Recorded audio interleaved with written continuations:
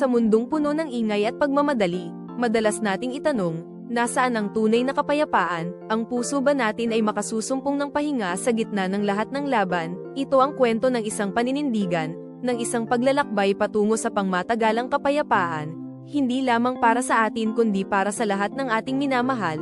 Handa ka bang sumama sa pagtuklas? Ang tunay na pahinga ay hindi kalayaan mula sa responsibilidad, kundi ang lakas na harapin ang mga ito ng magkakasama. Ito ay isang pangako na mananatili tayo para sa ating mga kapatid, para sa ating komunidad, at higit sa lahat, para sa pagtatatag ng kaharian ng Diyos dito sa lupa.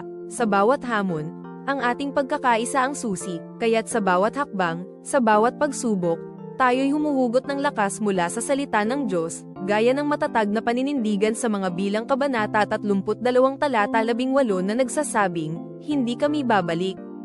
Ang linyang ito ay hindi lamang isang pahayag, kundi isang sumpa, isang pangako ng pagtitiyaga, pagmamahal, at walang hanggang pag-asa. Sa ating puso, mayroong isang pahingang naghihintay, bunga ng ating pananampalataya at tapat na paglilingkod. Ito ang kapayapaang hinahanap natin.